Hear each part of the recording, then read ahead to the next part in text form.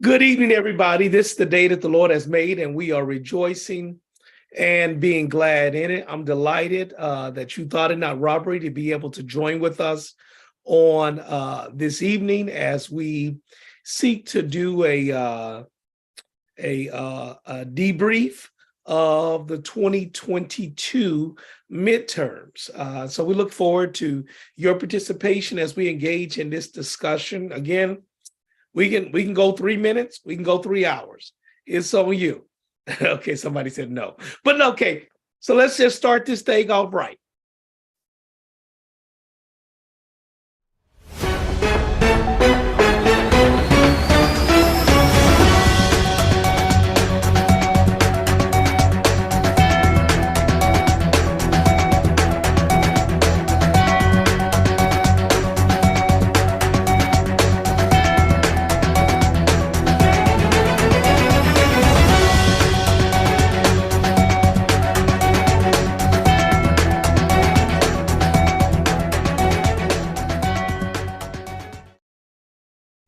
Welcome, welcome, welcome, welcome, welcome. We're delighted you thought it not robbery to be with us. We're going to continue in our discussion today as we explore the midterms of 2022.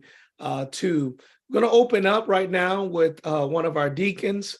I'm your host, your professor, facilitator, and friend and pal, Adolphus Lacey. We're going to ask Christopher Beckwith if he will open us up in prayer. Yes, sir. Let us join in prayer. Gracious Lord, we thank you for this evening. We thank you for this gathering. We know it's been a while, Lord, since we've been in this space, but we're glad that you've kept us, that you've brought us to this point in time, that we can continue to have a civil and enlightened discussion about what goes on in the world, what goes on with our leaders, and try to find ways that we can get engaged and involved in learning more about what goes on and using that to apply it to our everyday lives and how we can better ourselves for today and for the future. Bless our pastor and our facilitator, dear Lord. Continue to give him guidance and the wisdom to lead your people. It's in Jesus' name that we ask these things. Amen. Amen. Amen. So now class is certainly in session. And thank you, Deacon Beckwith, for leading us certainly in our prayer. So our desire is looking at 2022, what took place actually just a week ago. We haven't met in 2 weeks. A lot of stuff has transpired over our period of time since we met. We don't know what we had discussed, but first of all, we are certainly excited that all 4 measures that were on a New York City ballot were approved. All 4 measures. There was an environmental measure, which we didn't talk about because we were focusing on the 3 components from the Racial Justice Commission chaired by our member, Jennifer Jones-Alston, but all 4 passed. So the environmental initiative and the 3 initiatives of the Racial Justice Commission, being able to have a preamble, basically in simple words, a preamble, an office, and a measure. So a preamble to say what we believe in, an office that's empowered to measure what our equity looks like in terms of African Americans, Asian Americans, just all of us. And then the last part is a cost of living index, a measure to be able to know what truly does it cost to live in New York City. And that last one is the biggest one, because when you get federal assistance, you get the same amount of money regardless to where you live. So you be in Kansas City and get $800, and you can get the same $800 in New York City. And we know that $800 in Kansas City, that's where I'm from, goes further than $800 in New York City. And so at least we can have a measurement to be able to do so. Just reactions on that piece. No, don't go no further than where we are. I'm just first of all recognizing the ballot initiatives. Yeah, it's funny that you actually mentioned that because I saw something on the news earlier where I think there were one of the unions around the city, it was 32BJ. They were actually out protesting. It might have been in front of City Hall, I can't remember, but they were talking about, trying to get the minimum wage raised from $15 to perhaps $20, because a lot of people saying 15 can't really do anything with that, not in the city. Well, that's correct. And therefore the city is now, with this measure, the city provides them their own certified information. That's the point. I mean, again, oftentimes we vote and we don't know what we voted for, but that last measure there to say the true cost of living is this amount in New York City, it ain't talking about what it costs to live in Kansas or Connecticut or New Jersey or Florida. This is what it costs to live in New York City. Now, and you and I know it can be different between Queens and the Bronx and Staten Island, but it's the whole city given a means that takes place, because you have this thing called area AMR, area medium income, adjusted income, ARM, area. What does that R stand for? Okay, I'm off, but trust me, regardless what that piece is that the sad part, when HUD is involved, the federal government is involved with New York City can have zip codes 11216, which is where the churches is, and 10548 is where I live, and they can be in the same area. So it can skew higher. And that's very problematic. We just want New York to be in itself, but that's what not this is about. But what they sought to do will address that, because you're able to see the glaring discrepancy in terms of how money is spent where, here versus there. Minister Young. Good evening. Good evening. All right. So my question is around inflation. So, in determining the real cost of living in New York, how do they account? How do you think they'll account for, the 40% of inflation that we're experiencing now, considering they're going to have to kind of project these numbers, what the cost of living will be, from here on out. But does that account for inflation, and how so, if you know? I don't know, but yes, we are at a 40-year high in terms of inflation. But guess what? Oil profits are at a 70-year high. Y'all didn't know that. I mean, so the point is, we have a whole lot of gouging that's taking place, opportunism. Now, how do they try to deal with that aspect? I don't know. But I do think what they're likely to do is to come up with some index to get a true baseline. And then what you try to say is, what is the index? And many of us work jobs. Well, we've been working the same job for 7-8 years and ain't got a promotion. I mean, we think that cost of living increases are only pegged to social income or social security or some type of social net. Your job is not obligated to give you an increase unless they give you greater assignments. So typically, and we've been accustomed to accept that. It ain't a new job for me. I'm in the same job, so I'm willing to accept the same wages. Whereas even if you're unemployed, they will give you the cost of living increase of maybe 1.5%.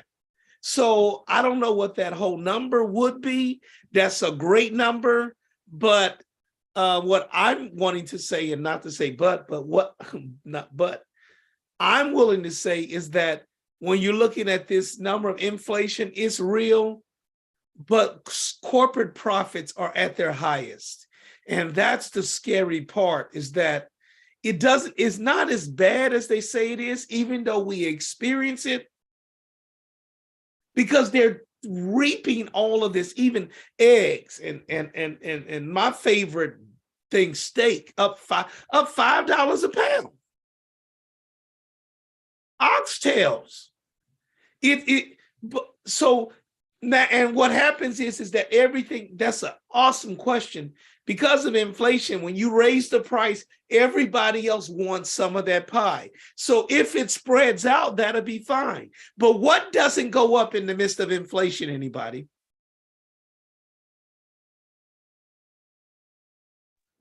Your income. Your income, your wages. So everybody else can charge more, but you're receiving more. I mean, but you're not receiving more. Right. And that's one of the challenges. Yeah. Great question. Great question. Anyone else?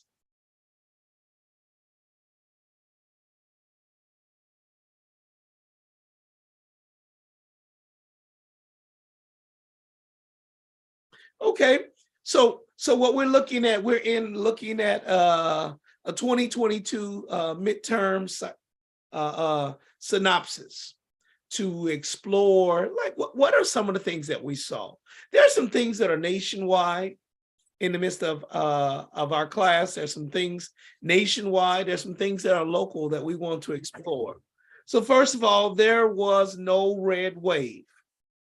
It was a ripple, a red ripple.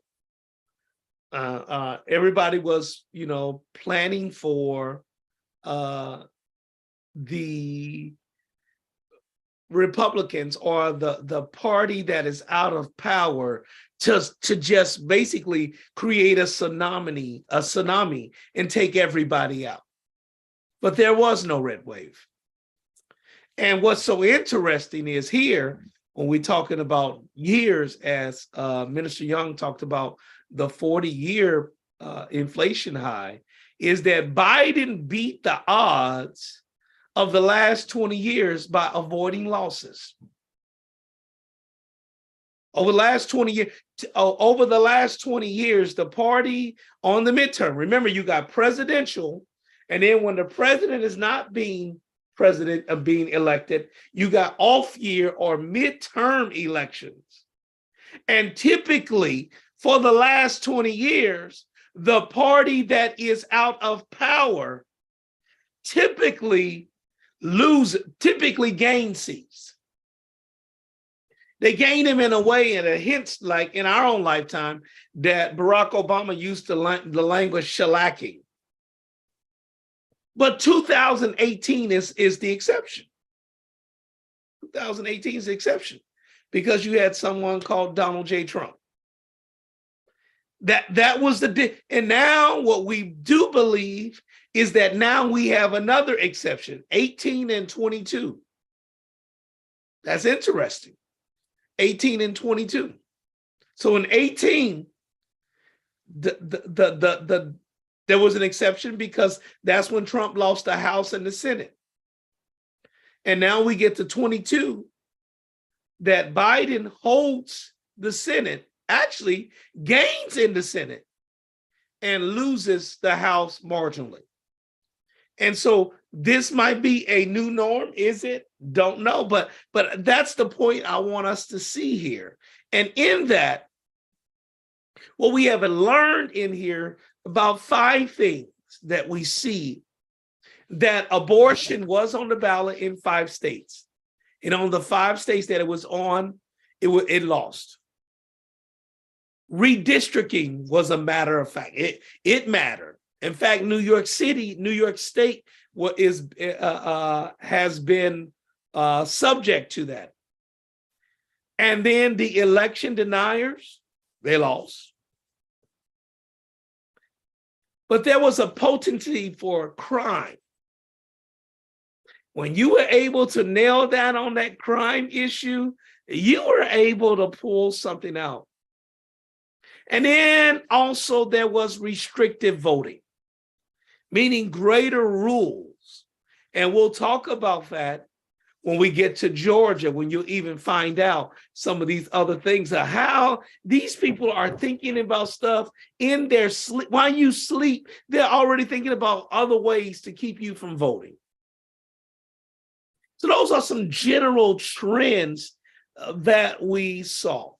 So let's just take a look at them before we dive deeper in there. Yes, the census, I mean, the census is how we're living this out.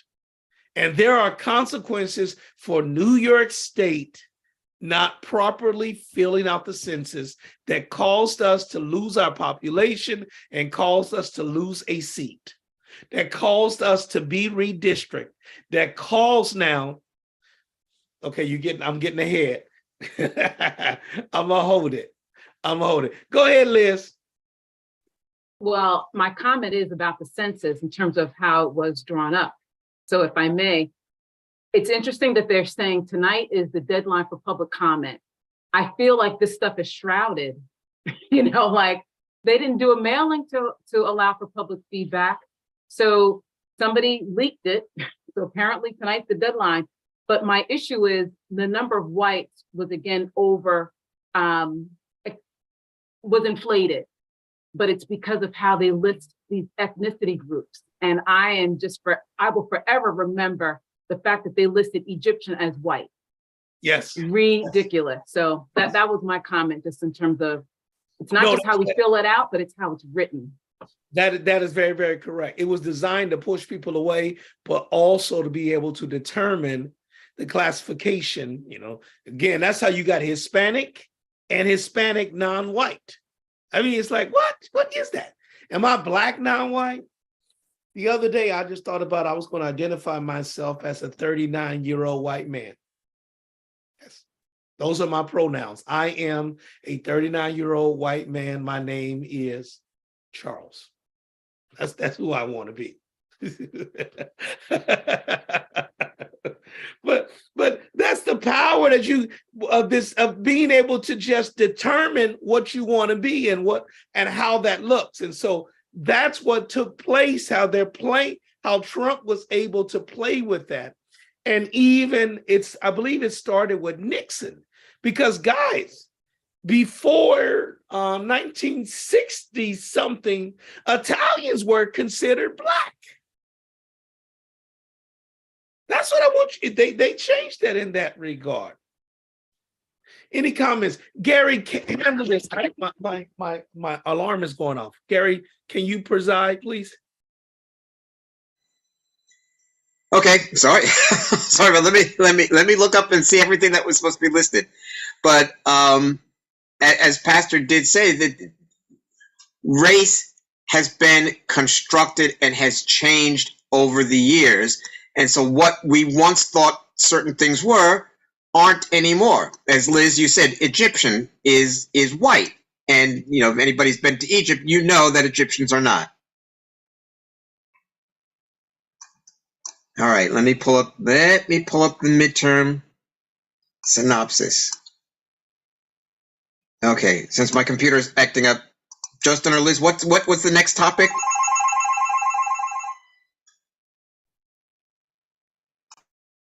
So again, just in terms of the review, it went from abortion matters to redistricting matters, the election deniers lost the potency of crime, and restrictive voting.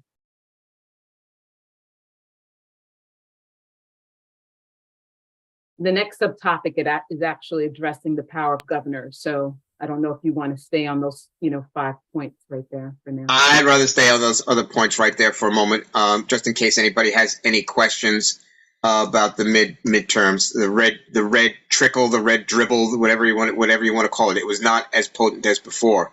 I believe what Pastor was referring to in the 20 years that things haven't changed.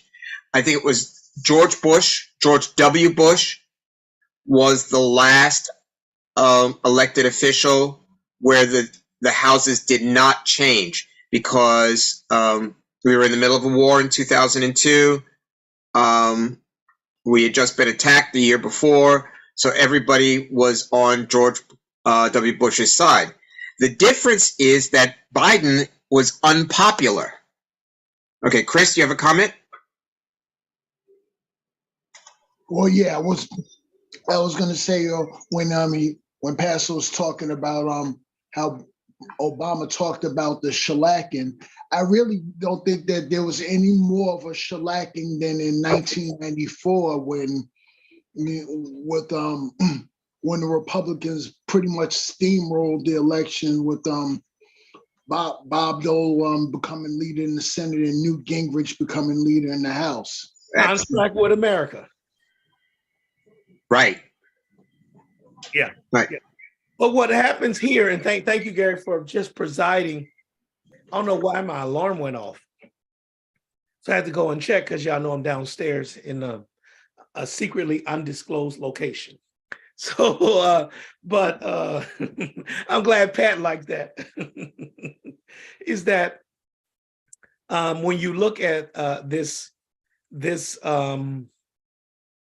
the red wave that typically would happen, there always, and let's be clear, there are always exceptions, but we can just say generally, and you guys are used to that when you buy something from Amazon.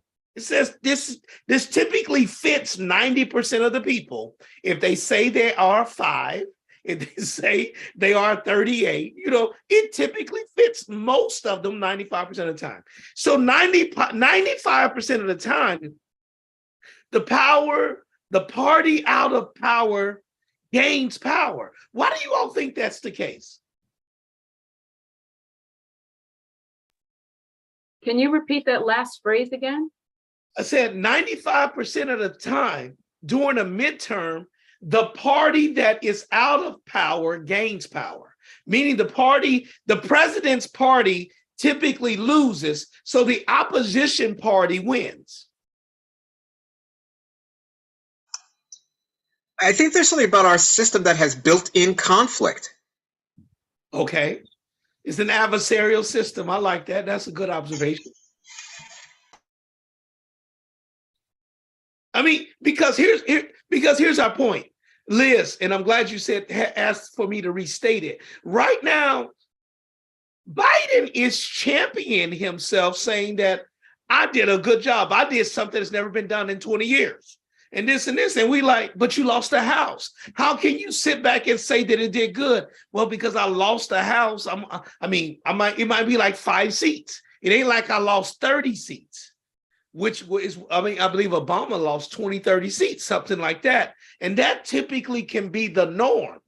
So I'm like, well, how is it that the party that you all we voted to put in office, 2 years later, we didn't want to punish them and take them out? That's what I'm saying. Well, I think we as a nation will never be 100% satisfied with the job that's being done. So with our dissatisfaction, we have to turn that somewhere. And that is generally to the party that is not in power.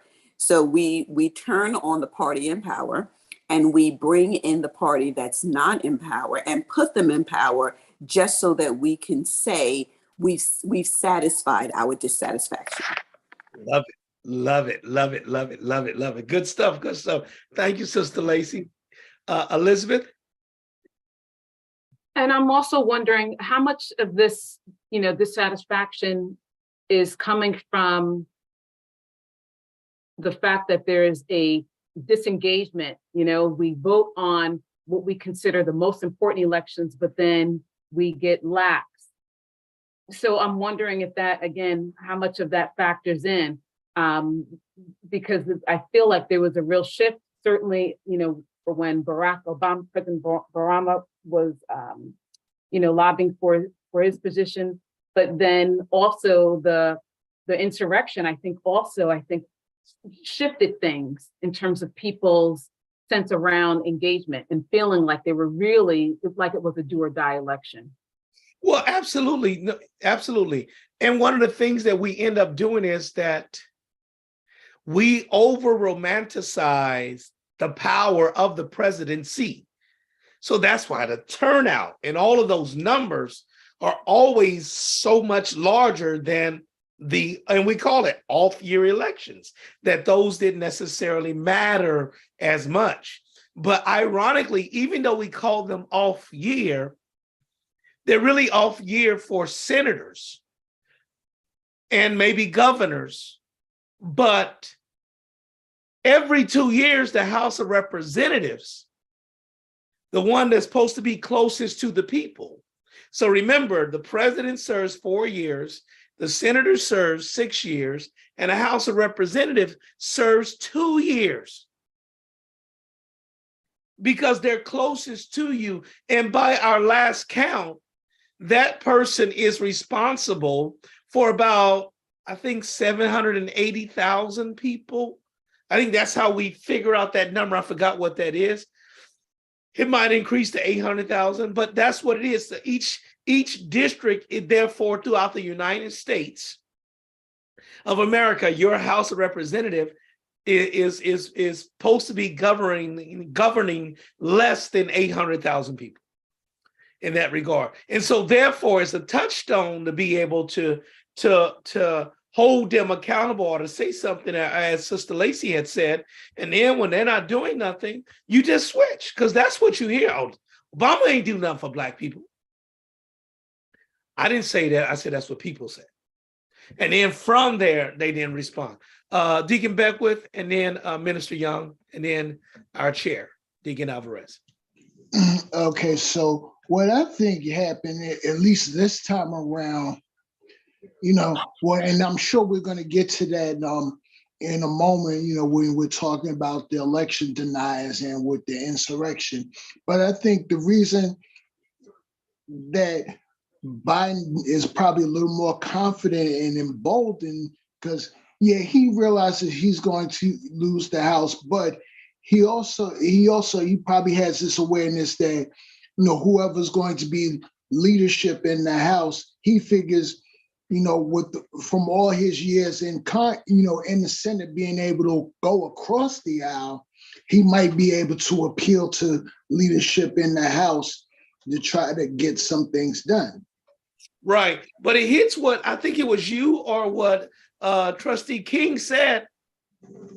This could be happening if you had a popular president, but you have an unpopular president that did something unprecedented. And it's so funny as we're looking at this narrative that now they're trying to switch and say, is he too old? But we can sit here and say those that are saying he's too old are just as old as him in the United States Senate. Nancy Pelosi, all of them are in their 80s. I mean, it's like, really, stop that. Well, I mean, really, just because he's not a blowhard like Trump, and that's what you're trying to compare it to. But yes, thank you, Deacon Beckwith. That's very, very astute, very astute. Minister Young. I actually just answered my own question, but I'll ask it anyway. We redistrict, the redistricting lines are drawn every 10 years. Yes. But does each individual state have the freedom to determine if they do it more often than every 10 years? No. Okay, they can so only do it every 10 years. Okay. And hence, thank you for that question. Hence, that's why we have 50 elections. So when we had this election a week ago, we didn't have one election. We had 50 elections. And therefore, some are very good at it. And apparently, we can see some are not. Because we're still, why are we still counting ballots? Some ballots we're still counting because they're waiting for overseas ballots to come in. For military people. Some ballots they're waiting because they are waiting for ballots to be cured. And cured means that you made a mistake and they give you a chance to fix it. And let me just say, now I know many of you all might hate that and think that's stupid, but Sister Lacey will back this up on me 100%.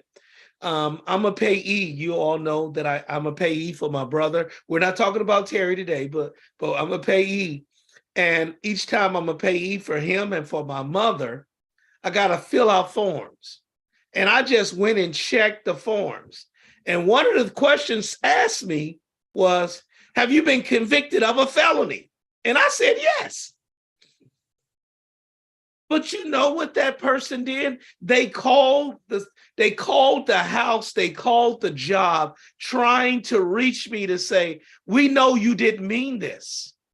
Can you fix this and resubmit a different one? That's what like they can do in Colorado. They can do that in Arizona. They can do that in Nevada. I don't know if we can do that in New York City. Like because it's typically about you maybe didn't sign two things. Sometimes it's two signatures that is required. So you got a curing process that takes place. And in some of these places, they were not allowed to open the ballots until election day. So people have sent in a whole bunch of ballots and they weren't counted until election day. Those are things that each state is able to decide. And now you're knowing, because of Donald Trump, the importance of a Secretary of State to be able to oversee the process that takes place. Deacon Alvarez.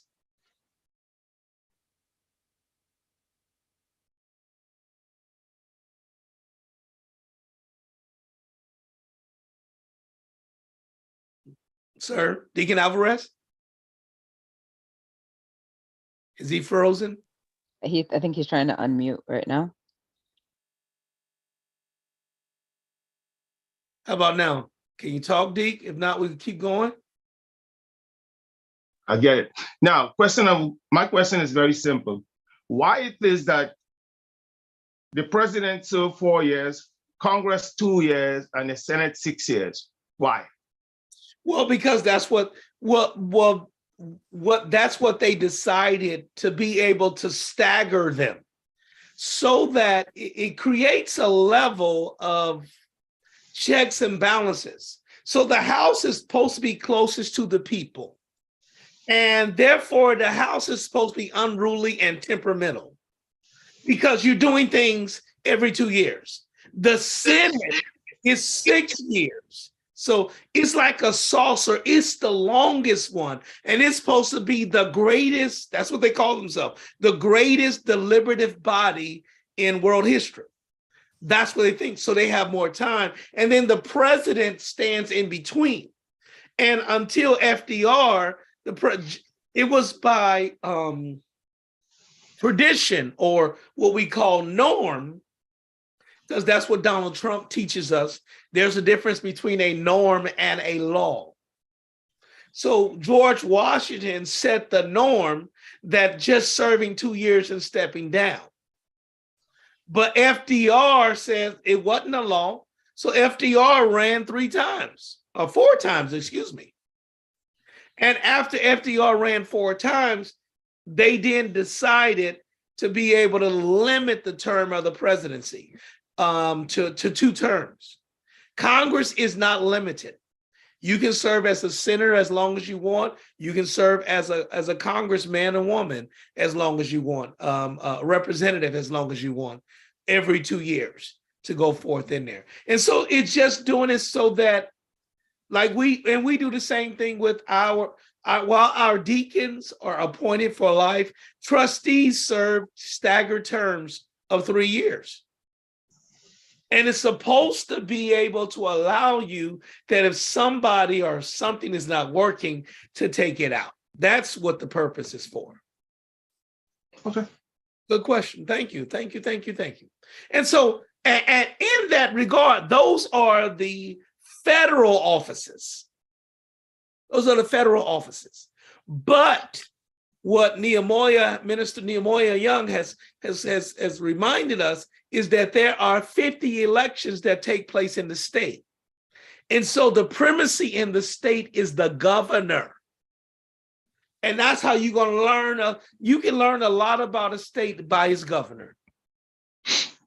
And so when you looked at here, we're looking at the power of a governor.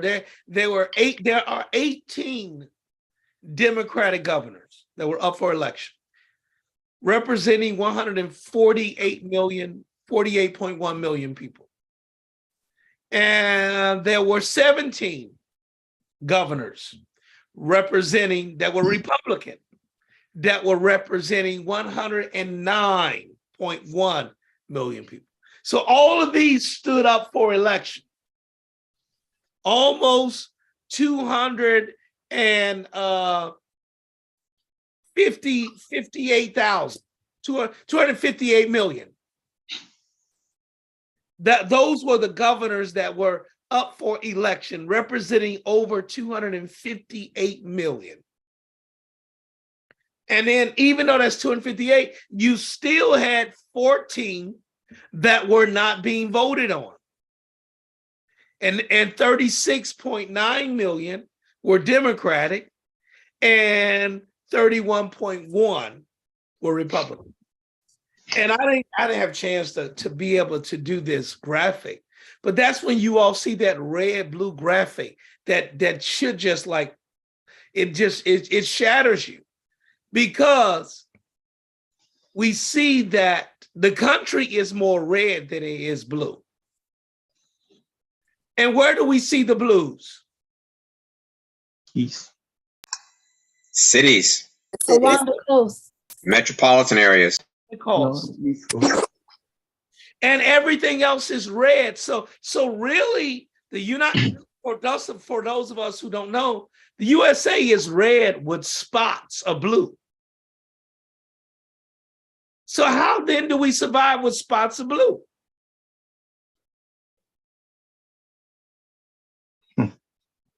Justin, can you find me a map of those so I can see that? If you can do that for me, sir, thank you. How do we survive then? If it's red with spots of blue. Come on, y'all. Anybody on Facebook? I was on the word, we can play hangman. It starts with the word D. E. Division. N. Division. S. I. T. Division. Density? Yes. Why you sound shocked about density? What is density?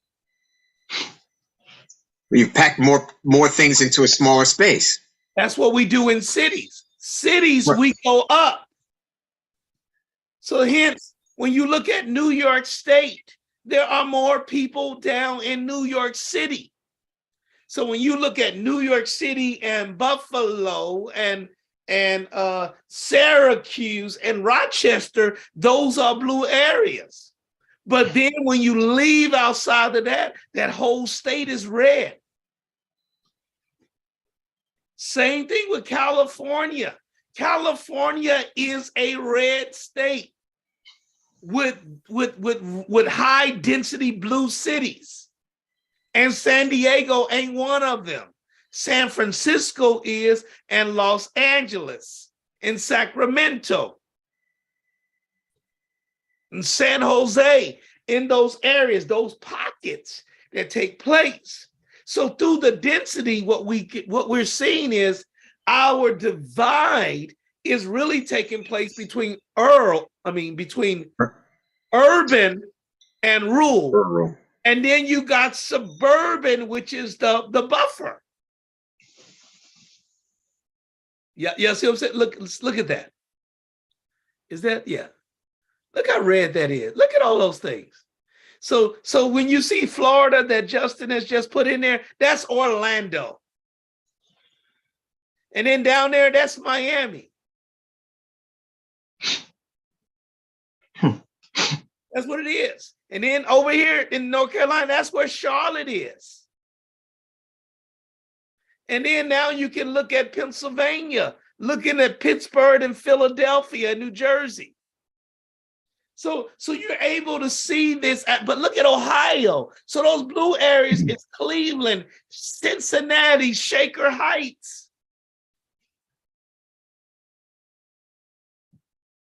So thank you, sir. But that's the point I want us to be able to see in that regard. And again, am I advocating? Let's be very, very clear. I'm not advocating for a Democratic agenda. That is not me. That's not what I'm advocating. But I can truly say that I'm advocating for an agenda that does, and it ain't that does less harm. The point is, given what has taken place, the Republican Party has sought to do harm. There's no moral equivalency. If I'm going to vote, I have to vote Democratic. I have to, because of the agenda that they have set forth. is closer aligned with me. But the Republican Party is in no way aligned with me. And now you can begin to see, soon we'll figure out when if something takes over our broadcast to say that Donald Trump wants to run for president again, you can see that. So I said all those things to look at several states. So we look at our state first, what I just said. So they were expecting a red wave for Democrats to lose their seats. And guess where that was shockingly most displayed? Take one guess. Westchester, upstate? Yeah, okay, but I didn't say where. But what state is that? New York. New York. New York. Yeah. I mean, that's the point. New York experienced a red wave. Yeah, but that is true. But that's because, well, one of the reasons was because of redistricting. Because Maloney, do you want me to jump the gun or just leave it alone? Okay, yeah, we're on New York. I'm gonna allow you to go. Yeah, the part because Maloney's district was redone where he had I want to say probably maybe only 30% of the constituents that he had before. Is that about right? That's correct. Okay. That's my district, yes. Yeah. But that's what happened when you lose. And what also happened was that the state assembly the assembly had the opportunity to come up and redo the district, but they decided to let the arbitrator do it. So let's be clear, even in District 8, which is where our church is where Hakeem Jeffries is, as powerful as he is, he hated this map. And we tried to fight against this map in liberal New York. That's what I want us to see. In liberal New York, we didn't get a map that we wanted. That's because Democrats always bring a knife to a gunfight. We didn't get what we wanted. And the Republicans went to court and won and got somebody to come in and draw this to district. And not only do you have Sean Patrick Maloney, but you lost Jamal Bowman. Okay. So he was lost in because the district had to change. So he had to run in a district where didn't anybody know who he was. Right, okay. So Patrick came over to be in my district. So I'm gonna say, you're in my area. And now I only got a guy named, I think his name is Tom Lawyer, Lawyer, Lawyer, I believe it is. And he hammered down on that issue of crime. That's all he had the whole time. So there was a red wave that allowed people in Tom Susie. Remember Tom Susie? What was he running for? He was running. He was running for it wasn't for Congress, was it? Was it for Congress in one of those He districts? should have been running for Congress. He still did, but he was running for governor against Kathy Hochul. Oh, right. That's right. Because his district flipped. Yep. See, why? Because he was trying to run for governor. And he lost. I want y'all to see New York in the metropolitan area, in Westchester, in Suffolk, and what's the other one? Nassau County. Yeah. In those counties, there are 4 seats that were flipped, that are now Democratic, that are now Republican. Yeah. But remember, I started this process by focusing on governors. And that was a problem that our governor did, Kathy Hochul. Our governor was not a strong governor, not at all. And hence, Lee Zeldin, a friend of Donald Trump, an election denier, had her worried enough that she had to spend her time in Brooklyn on the Sunday before the election. These are facts. It's terrible facts to be able to see that. So that out of all these things, and that's what I'm saying, don't be fooled by this thing by thinking that only racism and segregation only take place in Alabama and Mississippi and Arkansas. No, we can see stupidity and racism and segregation taking place in New York State. Because that's, so what, in the midst of all of this stuff,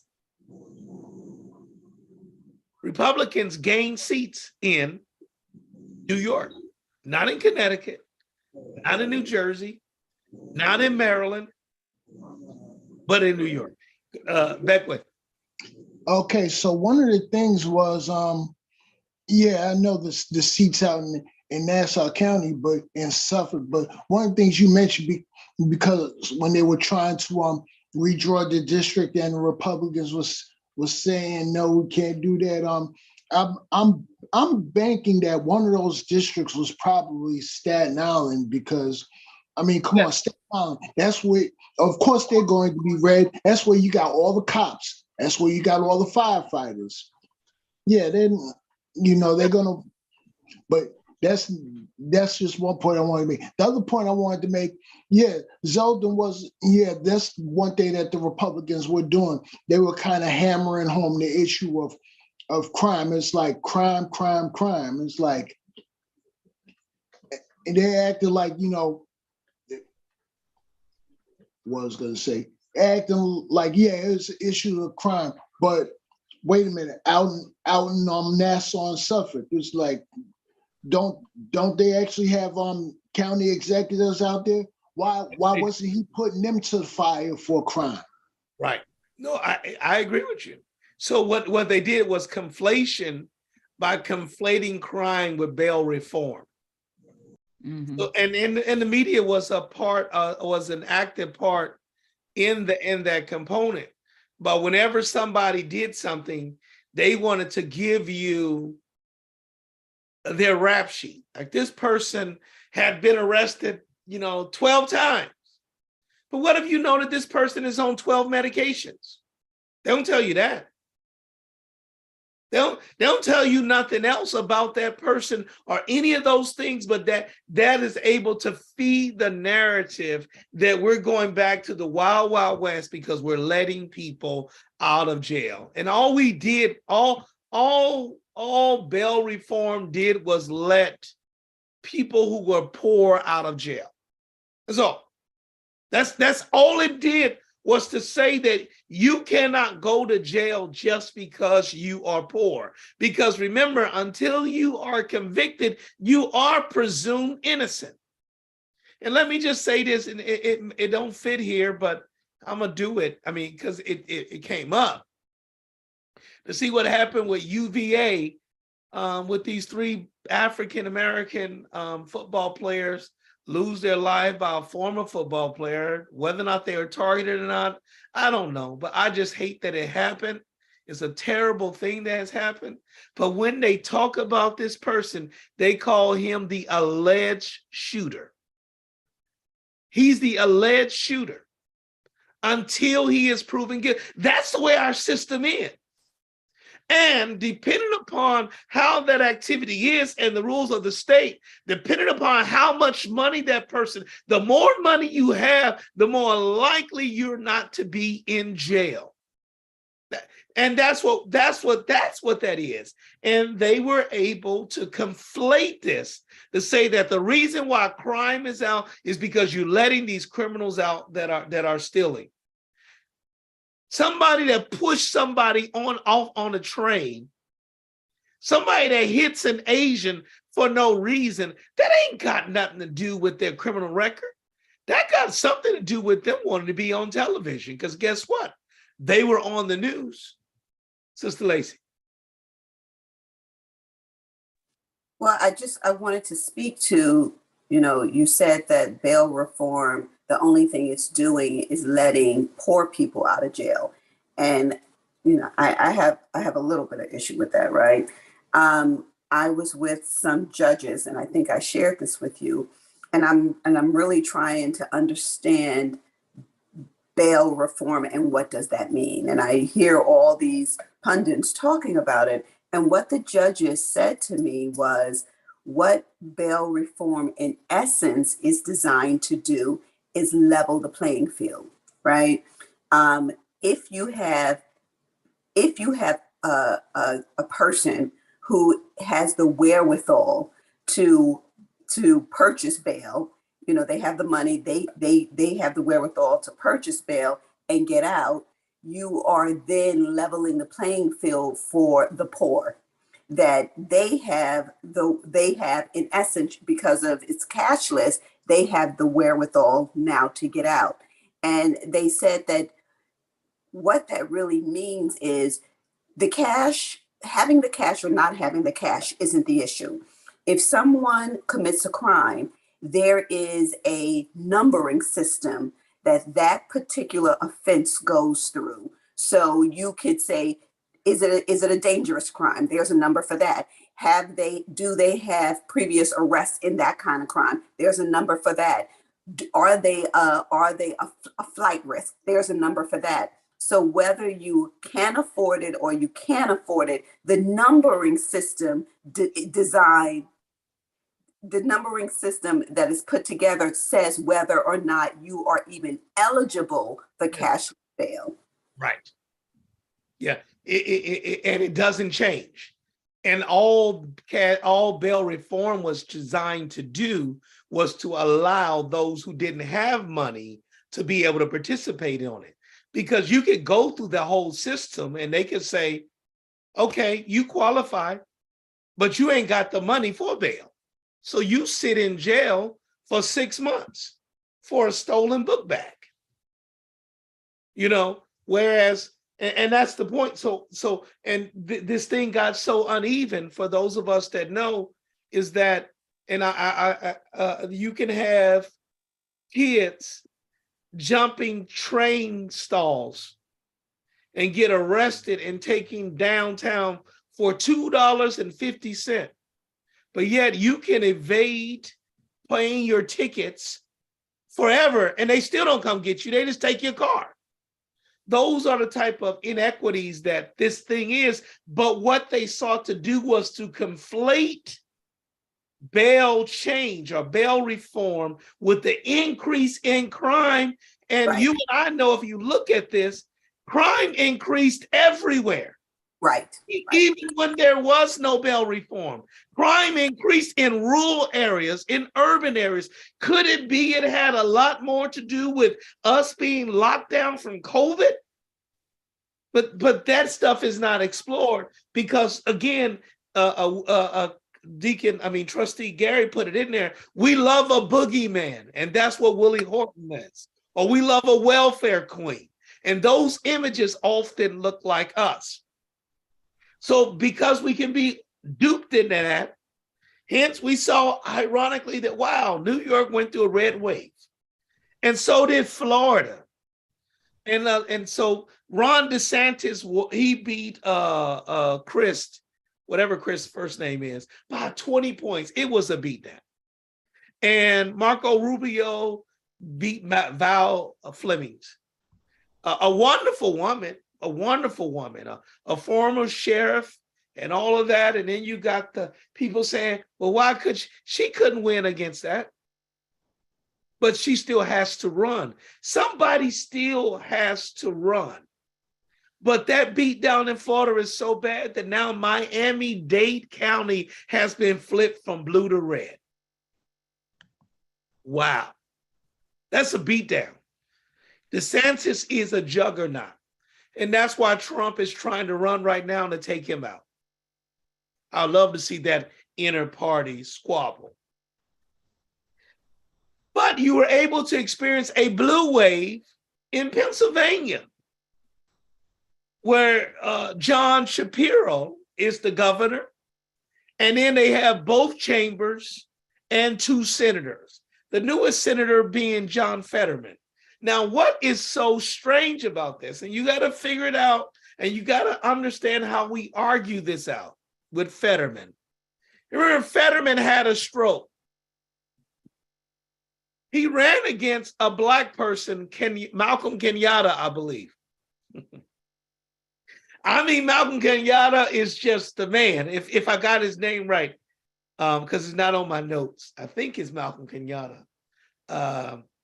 He ran against him and somebody else, And Malcolm Kenyatta didn't, like, I think got like 5-7% of the vote. A brilliant brother loses to a man in a wheelchair. And there's nothing wrong with wheelchairs. I'm just saying a man that was sick.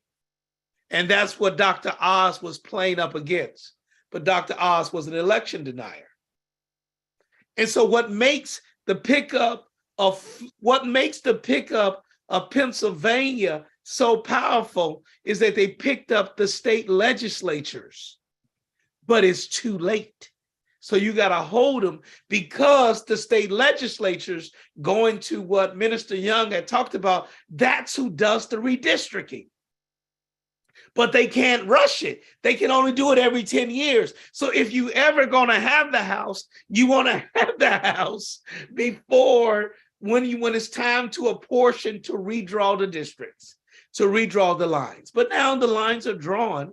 But nonetheless, in Pennsylvania, they control the Assembly and the Senate and have 2 senators and a Democratic governor. Same thing with New York. New York, we control the Assembly, we control the Senate, and we have 2 New York senators in that regard, and a state's attorney.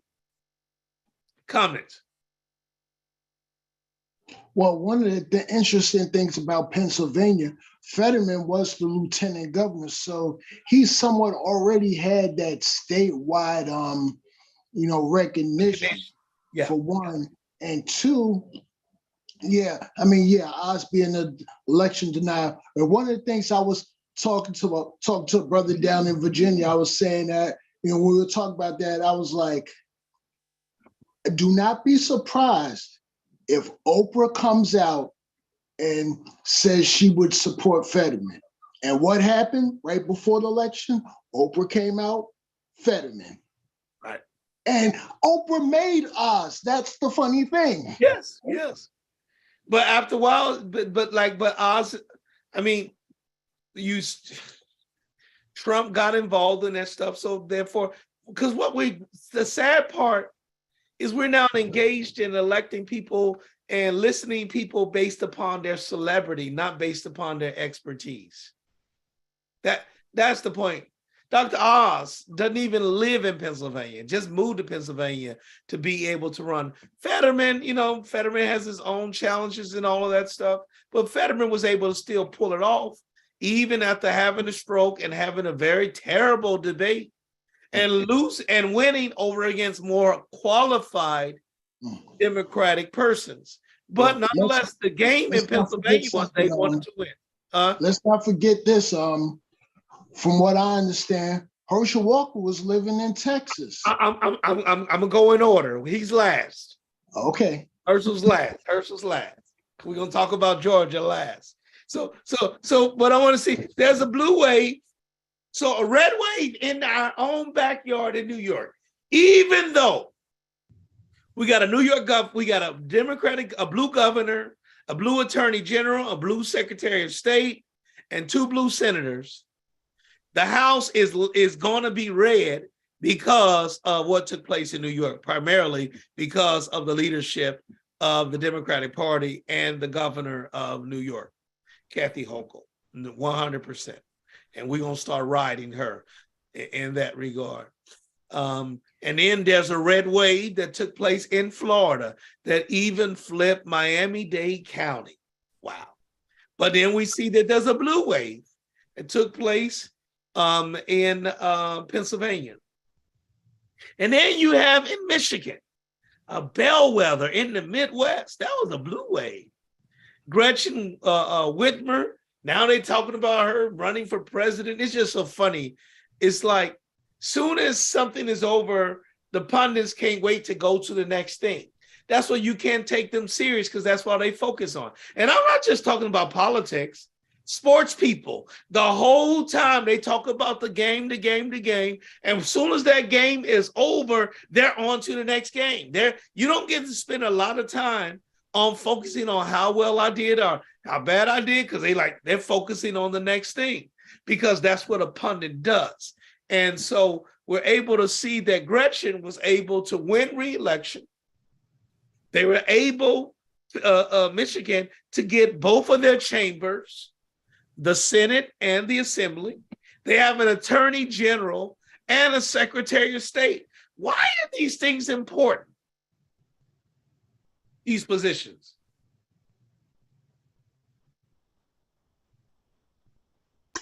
The Secretary of State controls the election. Okay, all right. Mhm. They control the election.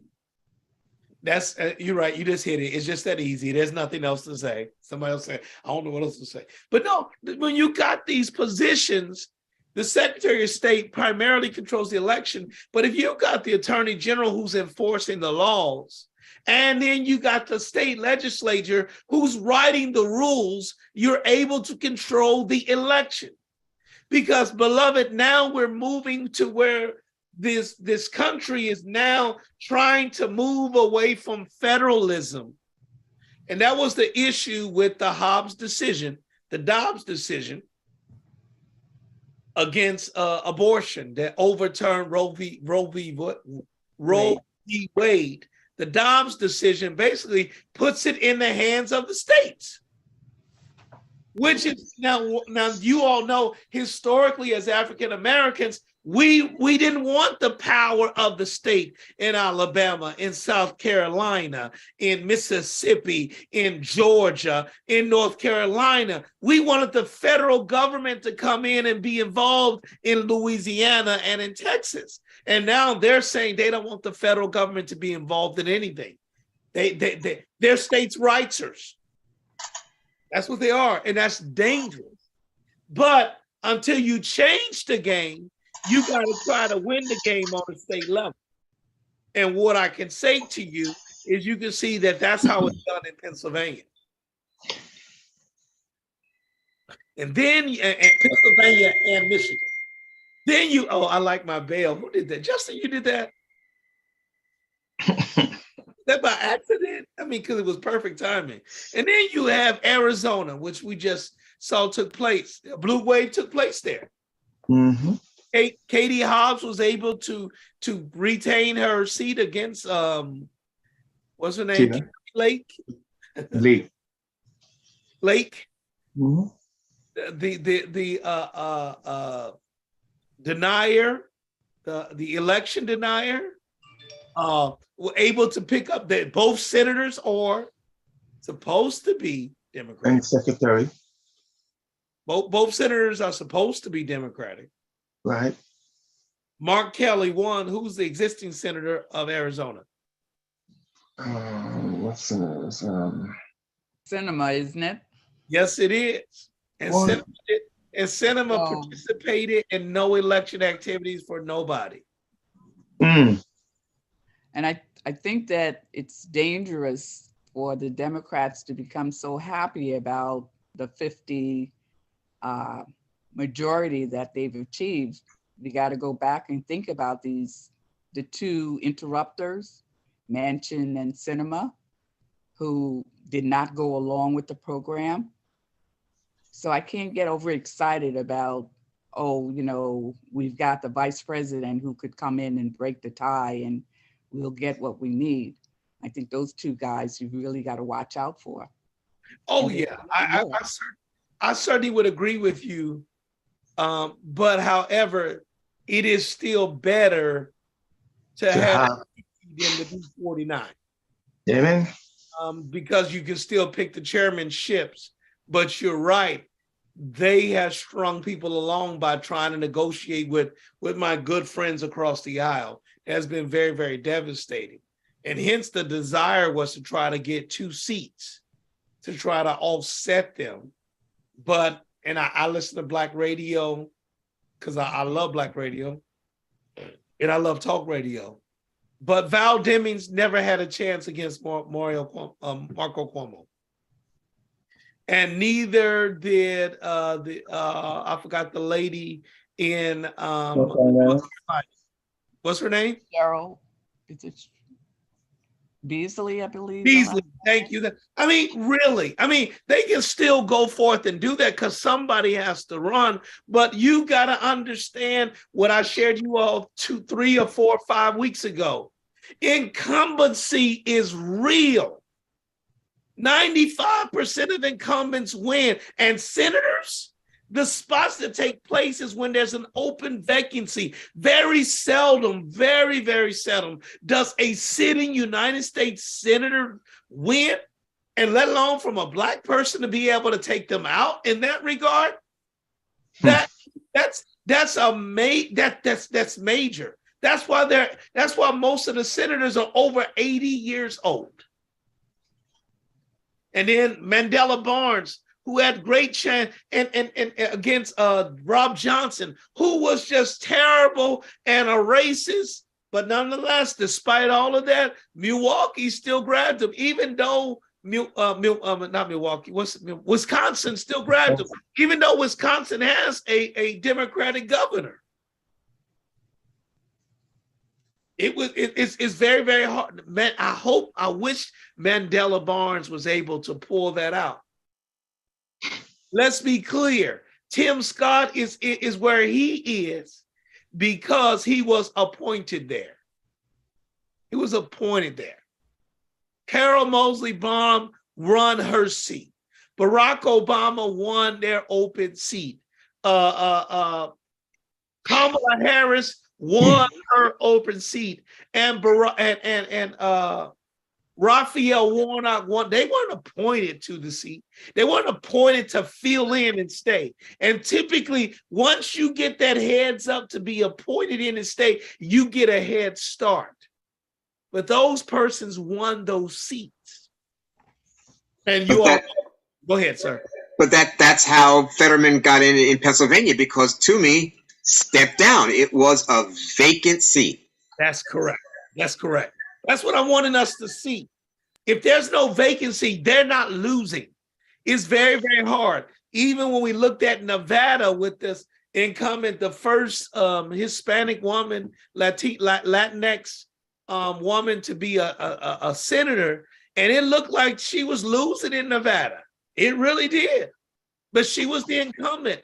And I still do believe that most certainly incumbents in the United States Senate, all of them won, and Raphael Warnock is not going to be the one to break that tradition.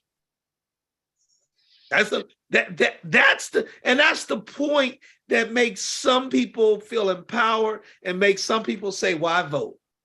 Because the fix is in. 95% of incumbents win. I mean, I don't know about you, but I take 95% of anything. Yeah. Makes sense.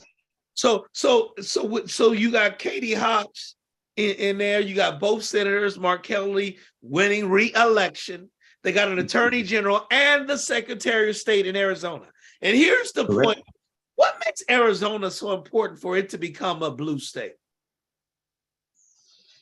We have election denial. Okay, we have our denial, people. Why is it important? Or what does it symbolize? What does it reveal? Well, it's also the demographic of Arizona, because you do have a lot of people of Mexican descent and Latin descent there. Okay. So that's important. Okay. You know, because you got immigration issues. So what was Arizona historically? Historically, it was red historically, but you had the popularity of John McCain for a number of years. Back up. It was super red because it was Barry Goldwater in 1964. Super red. Barry Goldwater, John McCain. They chased John Flake out that he couldn't even stay in there. John McCain died. And so in that regard, this is a red state. And then you have that Carrie Lake, whatever her name is, just doubling down on this in this whole apparatus of racism and denial. And it was turned on his head in a real way. And what's scary, and again, and I like that Sister Dolores has told us to be able to caution. The top of the ticket went blue, the bottom of the ticket went red. Okay, like so The Congress people still went red. They didn't go blue. The first district, the second district, and the third district in there, those still turned red. Because guess what? If you put a common sense, come on, somebody, you put a common sense regular Republican out, they can win. Because many of us are common sense. Many of us got concerns. I mean, Black folk are the most conservative people in the whole wide world. We really are. And so, but what we're not is extremists. And they have these extremists that have come in and taken over the party. But however, they have Republicans still continue to make gains in the other communities. But that's very interesting to see that polarized. And then we move to my brother, Minister Young. I'm gonna let you go ahead. Go ahead and finish. No, okay. All right. So you remember when you were saying earlier, you know, Democrats always bring a knife to a gunfight. So much of, or I feel like, and especially over the past, 8 years or so, so much of the Republican success has also been the mobilizing efforts of the evangelical church. And my question for you is, like, in a country where we are supposed to be technically separation of church and state, what's your opinion on the role of the church in being that involved in, like, political mobilizing? Well, I'm straight up for involvement in political mobilization in terms of church being involved in state. It's funny that we say we believe in separation of church and state, but yet we're quick to say God bless America and nobody else. You know, that's really that's really on all the money. Yes, on all the money in that regard. And so when you're looking at the evangelical, because Blacks are evangelical, but the whites that are evangelical to a motive. Again, as because this will tease us into Herschel Walker's character and Donald Trump's character. I mean, any Democrat saying grab somebody by the vagina would be pushed out. And the question is, that's what we say, do we feel good about being morally right but then losing? Because I can assure you, if Cuomo was still our governor, we wouldn't have lost those 4 seats. I bet money on that. Ain't no way. Possible. But nonetheless, you said why? No, c'est possible. Oh yeah, You're right. That's what I believe. actually agree with you on that, Pastor. And you know, one of the things that's kind of been on my, in my head like the last few weeks or so, especially with all the run up to the election, all the ads, white men. And I hope, I'm pretty sure I'm gonna be crystal clear, and I hope I don't get in trouble with it. White men usually have this either fear or disdain for women in power. So they're going to do everything possible to make sure that doesn't happen. And that's what Lee Zeldin did. He tried to pull out all the stops. It didn't work, but he damn sure tried. No, and it got close because again, that is, again, the order of things is really the white man is on top.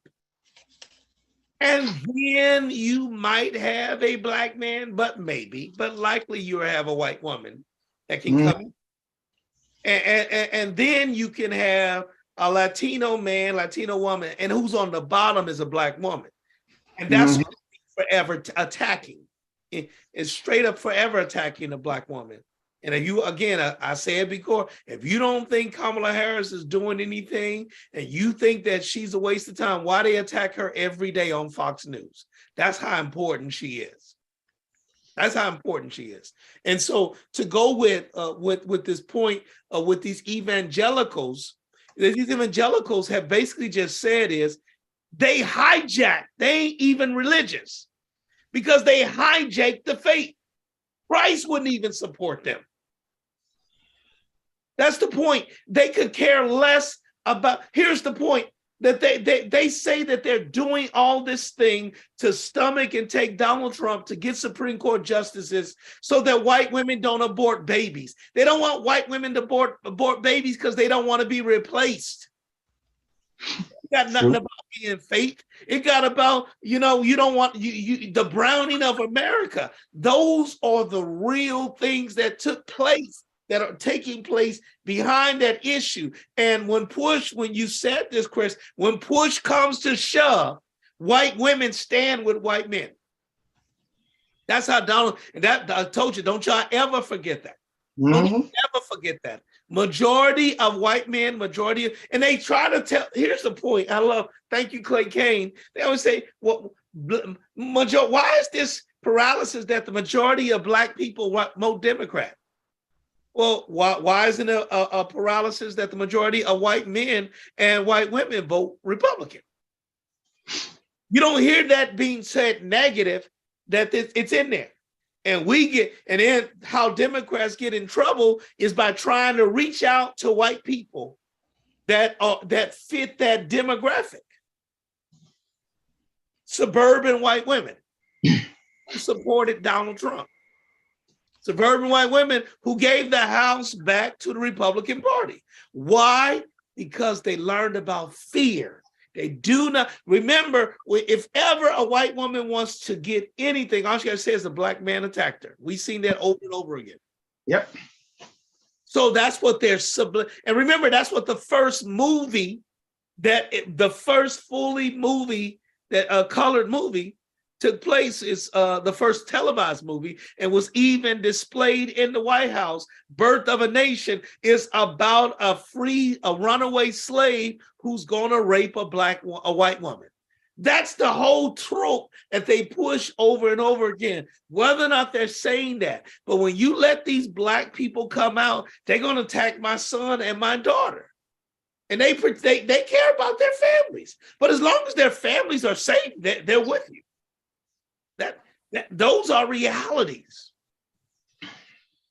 So, which now takes us, so yes, I don't believe in a separation, and neither do they. But all I'm saying is they hijacked their faith and made God to be in the image of them. In so doing, miss out the social components of the gospel. They have no problem with somebody doing social service, but standing up for social justice, and yet they push personal piety and the people that is pushed by them. Again, by the polls that they're saying after they voted, 80% of white evangelicals voted for Herschel Walker. And that's another point I was going to make, is that yes, they hijack their faith, but they also vote as a block. As a block, that's correct. And not just for the big elections. They vote as a block all through, and they place their electors where they want them to be, as opposed, we're reactionary. So yes, black people are evangelicals as well, but yeah, so that was the question I was wondering about, is that level of involvement, is that that shaping of people, basically telling people who they're going to vote for, and them just following it, where does the church fall in that? But that's a big question. Mm-hmm. And because and when you said it's just saying a presidential election, it starts with a school board election. And that's the point, what you're talking about, how the money, that's what they're starting again, trying to restart again by banning books, creating boogeymen. So just think about everything that they're doing. Somebody's woke. Let's be clear, anybody that say woke is white, because black folk don't say woke no more. That term is played like groovy. Ain't nobody woke. So they scare you into those type of things. That's what it's designed to do, to scare white women. And when white women are afraid, they stand with their white husbands, even though their white husbands do not support their right to choose. That the numbers say that. And the reason why they don't support the white to choose is because they believe they're going to be replaced. That's the deal. And hence, we got in Georgia where you got Raphael Warnock. I mean, he's a great friend, impeccable character, PhD, one wife. He's divorced now, but Herschel Walker, one wife, 8 abortions.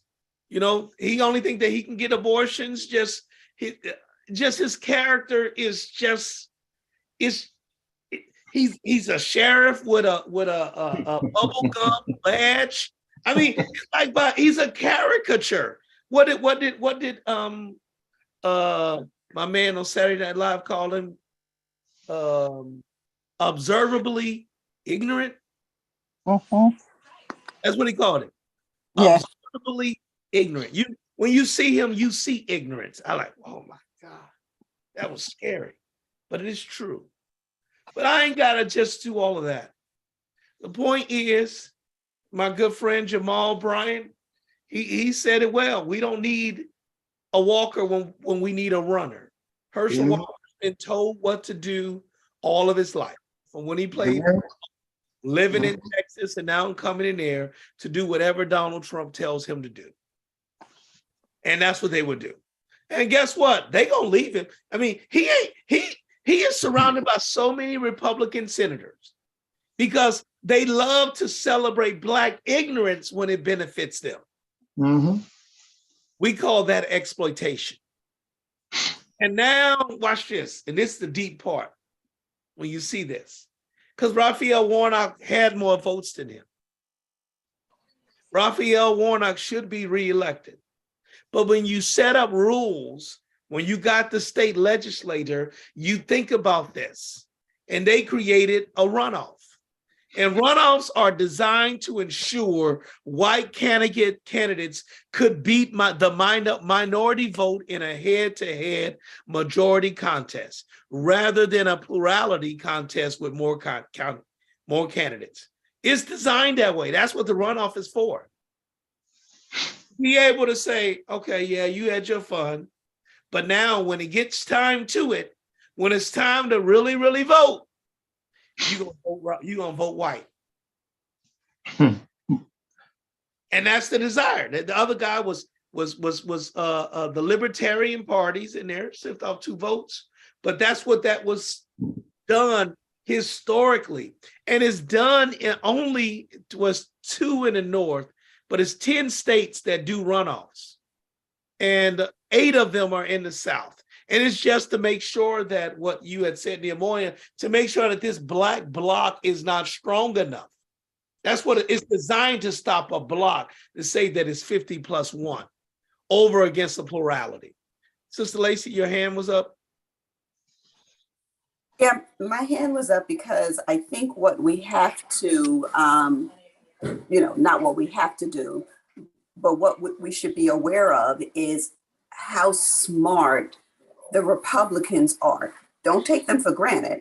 They knew that if they put a white candidate up against the incumbent, Senator Raphael Warnock would have won hands down, right? So what they did was put a Black man up against a Black man with the misnomer of understanding that we're not going to look at their credentials. We're just going to look at a Black man against a Black man. And what hasn't been done is we haven't looked at the credentials of a PhD. Not that education is the be all end all, but he's someone who could run a corporation. He's a PhD. He's well spoken. He knows how to budget and keep things out of debt against another Black man. And if we're not looking at the credentials, that's all we see. We see a football player, taking nothing away from his ability, but we see a football player who has nothing more than that to offer. And unfortunately, that's where we are right now. That's correct. That's correct. And additionally, it gives an opportunity to say that they're not racist. Exactly. I was about to say. If you want to make a white person mad, call them racist. Even if they are racist, they get so mad. How dare you call me racist? And being able to vote for Herschel Walker to them proves that they are not racist. Those persons do so, because Raphael Warnock should not be struggling to be able to defend what he has sought to do. Again, being able to guarantee that you don't pay no more than $35 for insulin, being able to fight for African-American farmers. He stood, it ain't like he just coasted in and did nothing. He actually did the work, and so for him to be challenged, what I said is, with that 95% of incumbency, if I broke that down by race, I bet blacks would be at a higher number of losing incumbency against whites. Like, again, not in a protected black district. If you're in a protected black district, that incumbency number is still high. But if you are in a plural district, I bet that number goes down if I was to do some research on that. Back with Christopher. Okay, so one of the things with this runoff down in Georgia, the fact that Lindsey Graham is clucking and Crying. and he's trying to get people to vote, trying to tell people down in Georgia to vote for Herschel Walker. I'm like, so wait a minute now. I was like, if he wanted you to appeal to black folks, I'm like, why didn't they have Tim Scott doing it? But then somebody said, because Lindsey Graham tells Tim Scott what to do. Tim Scott doesn't move unless Lindsey Graham says so. And if they want, then one thing they want Herschel to win, because now they got two black guys that they can tell what to do, that they can control. Watch this. And look at this. Imagine having two black guys in the Senate or in Congress that do not caucus with the Congress of National, that do not caucus with the Congressional Black Caucus. Congressional Black Caucus. Yeah. Think about that. Think about that. That's like you said, that's that sneakiness that is involved, but it's strategic. Because, and then some of us will buy it. Some of us will buy it, And so that's my desire, for us to see this racism that is embedded and it's hard to grab a hold. That this person, just think about this. He won the first time and then had to do a runoff, and then 2 years later got to do a runoff. So if you got friends in Georgia, I really encourage you to be able to tell them to get out and vote, because people just might not want to turn back out. Like, man, I'm tired. What is it worth? And again, Dolores did caution us that there are challenges, but again, I want to remind you, 50% being able to pick the chairman, and with Schumer being the majority leader, he sets the schedule and the budget, the schedule and the timetable, the calendar, and the appointments. That's what he gets to do as the chair when you're able to do that. Now, because they're 50-50, each committee is mapped out with each person. Matched out, like each committee has to have the same amount of people, like 5 on each side. So for judicial, for that. So they got the same number, and then they have to push out to the floor to be able to vote. So that's what happens. It takes longer to do so. So for those who think that getting 51 doesn't make any difference from being 50, it makes a world of a difference. Because if it's 51, that means that if a committee has 10, they get to put 5 Democrats and 4 Republicans. They get to do one. That gets it. They're in charge. You get to have an odd number. But since it's even, has to be 5 on 5 or 6 or 7 or whatever the number is on the committee. And you can now make decisions on a committee level without having to send it to the whole. And then guess what, beloved? Then you can let the vice president be the vice president instead of hanging around the Senate waiting to break a doggone tie. And y'all gonna get through talking about my vice president. Questions, comments, observation. Oh, lastly, in California, we now got a mayor, Karen Bass. Oh, very good. I mean, so she's a Black woman. You know, she used to be the chair of the Congressional Black Caucus. That's it. That's it. That's something there. And then watch this. We're going to talk about this next week. But this got me as I was trying to prepare, because this is an election recap. But we're going to talk about foreign policy. Am I in town next week? Yeah, I'm in town. I think I'm in town. I'm in town.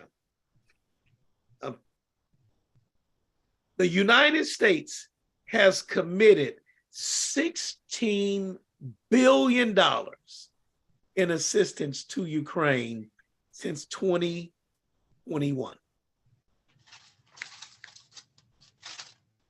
Let that sink in. $16 billion. Can't wait to talk about that tomorrow. Questions, comments, observations, y'all good? Perfect. So, you know, we're doing our Pride in the Pews, and because Pride in the Pews, we deal with personal matters. We prefer to do it in person. If it's not working, we will ultimately look to do an adjusted version, but we haven't done it yet. So I'm asking you, if you're available, come with us tomorrow night for class. We'll have a dynamic class in our Bible study as we just explore the LGBTQ AI plus community, particularly from a faith perspective. And as I already said before, we are more conservative than anybody. And so just because you tolerate somebody doesn't mean that you still appreciate them and even allow God's grace to be with them based upon your theological understanding, as they might be able to do you. And so really what we're trying to do is engage in wholeship, to be able to recognize the fullness of what it means to be a child of God, what it means to be a believer, what it means to be a human. And just to hear somebody and to hear stories when people have felt less than human because of their sexuality and or their orientation. Let me say this to you to encourage you to come. And I'm finished. We were in Ethiopia. I'm gonna keep talking about Ethiopia. Why? Because I was there. When I was in Ethiopia last week, we got a security briefing because there's a civil war that's taking place. There's a truce that's taking place in terms of the civil war. So we couldn't go to the catacombs to see the Coptic churches that were in the stones. And then we were told like the elevation, how high we would be, and reminded that we're at a higher elevation, so breathing might be difficult. We're told where to put our money and all that stuff. And we're also told that homosexuality was illegal, strongly illegal. That's what we were told in our briefing. And yet, when I was there, I never saw so many Black men hugging and walking, holding hands. I saw that. And it disturbed me, not made me feel curious. I'm like, but I thought you said it was extremely outlawed. But why are they holding hands? And my guide said, just because you hold hands don't make you gay. And it got me. And that's the point I want to use. I mean, I'm no joke. Men walking, all over the place, they were walking together, but they weren't gay. They were just showing affection.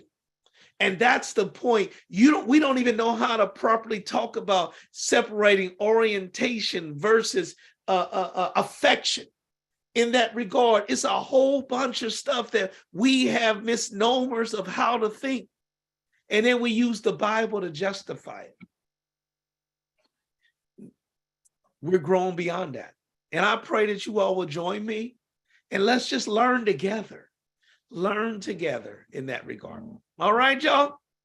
If you're able to come, 7 o'clock in person, we'll be done at 8:30, but we will be back next week. We're going to look at the finances foreign policy, and then also prayer service on Thursday. And please, if you got a man in your life, if you got an enemy in your life, any man, a mailman, a post office, a fireman, invite them to come to worship service on Sunday. We hope to have a wonderful time. How about that? Minister Nehemiah, can you close us in prayer? Absolutely. Oh, Lord God, bless our country. Bless every country that you have created and sustained this far, those we know of and those we don't, ones we've traveled to and ones we'll never travel to. Just keep us, Lord. We need to hear from you now. We need your guidance. We need your word. And we just ask that you continue to bless us as a church, keep us together, keep our minds, our bodies, and our spirits focused on you. And no matter how hard it gets or how ugly it gets or how confusing and seemingly disastrous it gets, help us to remember that your hand is in all of this and help us to continue to seek you. We thank you for our senior pastor, Pastor Adolphus Lacey, and we ask that you continue to keep and bless his family. Let each of us go on this evening and rest peacefully, healthily, to see another day. In your name, we pray. Amen. Amen. Amen. Thank you all. Hope to see you tomorrow. All right. Good night. Good night, everyone. Good night. Gary, you still there? Good Yes, I night. am. So yes, I didn't even know that until Roger Craig dropped that pearl last night. Hey, Fanta, That stop the stream. got Lily started. Hold on. Oh, I don't even know how anymore.